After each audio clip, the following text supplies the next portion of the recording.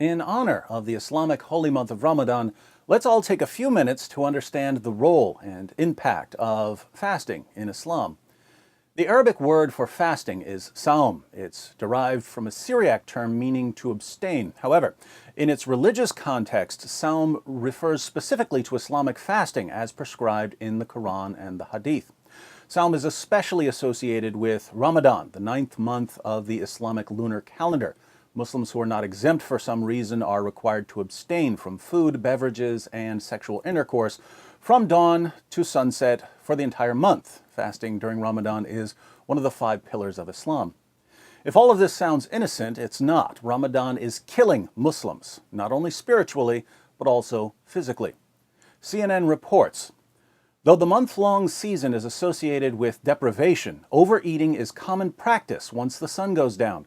In many hospitals in the Gulf states of the Middle East, the holiday means a sharp rise in inpatients.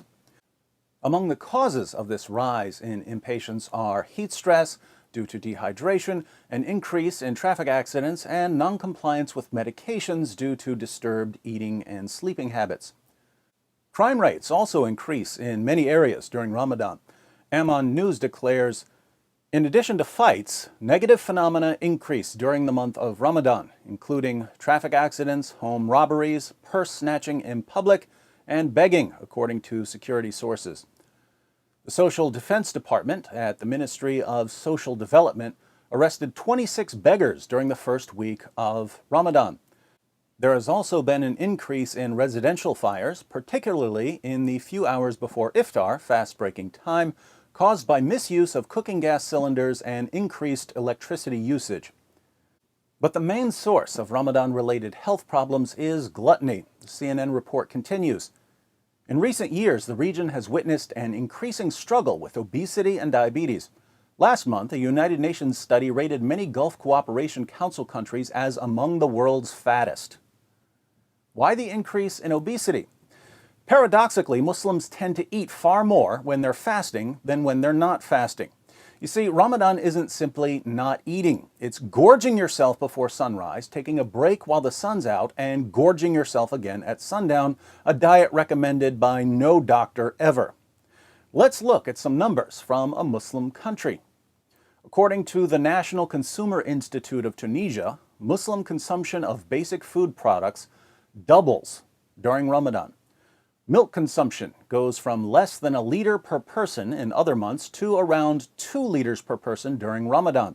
Yogurt consumption more than doubles, skyrocketing from 5.4 pots per person to 12.9 pots per person. Egg consumption goes from just under 13 per person to 26 per person. Consumption of rolls goes from 0.6 kilograms per person to 1.4 kilograms per person. Spending and waste also increase dramatically during Ramadan. We read in Arab News, the problem of food wastage in Ramadan has again surfaced, with Mecca municipality having to gather 5,000 tons in the first 3 days of Ramadan. According to one report, Saudis spend 20 billion rials on Ramadan shopping compared to 6 billion rials they spend in other months. Osama al-Zaytouni of the municipality told Arab News on Thursday that this was in addition to the collection of 28,000 sheep carcasses in 2 days. He said the municipality had installed 45 waste compressors in central Mecca, close to the Grand Mosque, and deployed 8,000 cleaners for the month. At the beginning of Ramadan, the Ministry of Commerce and Industry expressed concern that 45% of the waste in Ramadan consists of food.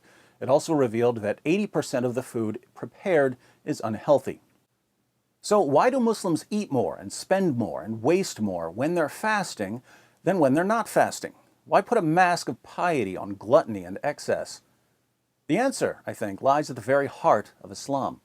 Islam doesn't teach people to control their desires. Islam encourages people, the men at least, to carry their desires to a perverse extreme, but only allows them to satisfy these desires within an Islamic framework, thus trapping people with their own desires and using them in the service of the religion. For instance, if a non-Muslim man goes clubbing regularly and has sex with 100 different women, Islam will condemn him as a fornicator. But if this same man converts to Islam and joins the jihad movement, he can marry 4 women and take home sex slaves after every battle and be perfectly righteous before Allah even if he has sex with 100 different women. Notice, same desire in both cases, sex with lots of women, but one is acceptable and the other is unacceptable, based on whether it's advantageous to Islam. Likewise, if a psychopath goes on a killing spree, brutally murdering men, women, and children, he's surely going to hell, according to Islam. Unless, of course, he's killing men, women, and children in a terrorist attack for the sake of Allah, in which case his violent massacre will earn him a one-way ticket to paradise. The psychopath wants to kill either way, but Islam provides the framework for pleasing Allah while satisfying the desire. According to Muslim sources, the tribes of Mecca were violent, lascivious, and gluttonous. Muhammad didn't change their behavior when he forced them to convert to Islam. He made their desires even more extreme and presented them with only one way to satisfy them. And when you can take the lowest, most animalistic part of people and convince them that it's the best part of them and that they're serving God by killing and raping and shoveling food into their mouths, you've just made yourself an army. Hence the rapid spread of Islam. Should we be surprised that Ramadan is a month-long series of gluttonous feasts that Muslims call fasting and view as one of their highest religious duties? Not at all. When Muhammad's your prophet, you don't have someone who can give sight to the blind or raise the dead. You only get one miracle. Behavior that's normally regarded as selfish or harmful is miraculously transformed into the will of God.